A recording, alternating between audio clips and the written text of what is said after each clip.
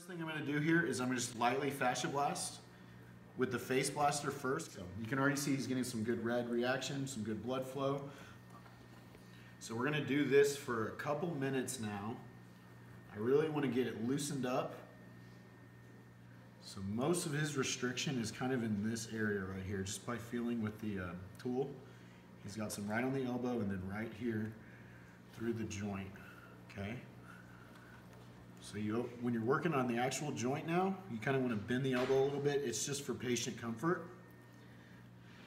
And I'm really working those common flexor tendons out here, right on the elbow. I'm going light over the actual bony part because that ulnar nerve comes down there, and hitting that is actually pretty painful. So we just kind of want to stay away from that actual bony landmark, but it's okay to get the soft tissue in between it. Okay. So the next thing I'm going to do is I'm going to progress to the Mini 2 or the full-size one, depending on which one you have. And I'm just going to start working out with the bigger claws. It's just a different feeling than with the FasciaBlaster.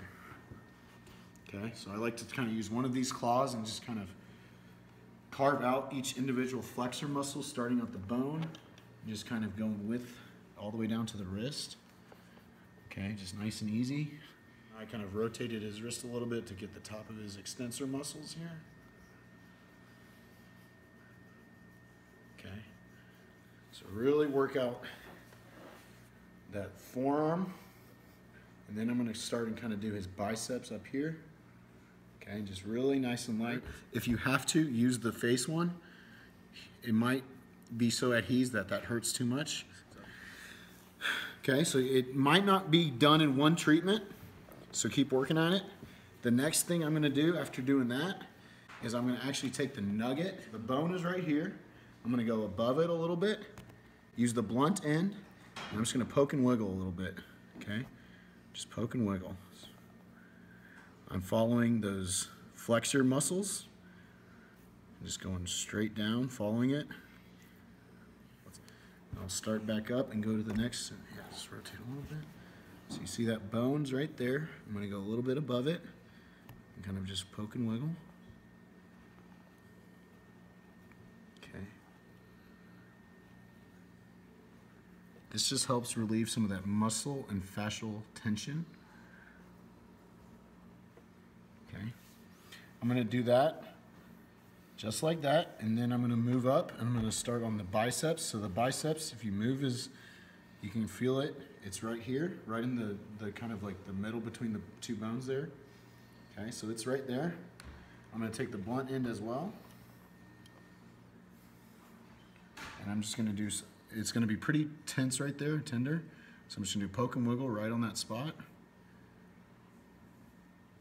If it's still tense, kind of like he is, use the softer ends and kind of just act like a nugget and do the poke and wiggle as well. He might not be able to. His muscle's so tight, it's hard to get it in there.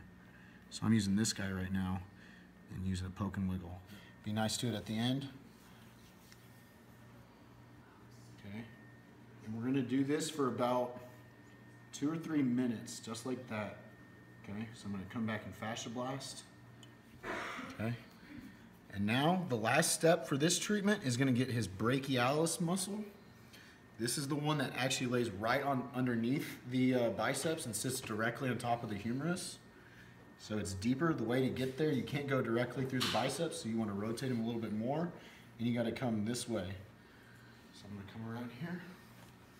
And what you want to do is, there's our elbows, our marker for that epicondylitis. Just go right above it, and there's a line separating the biceps and the triceps. You want to go right in between there.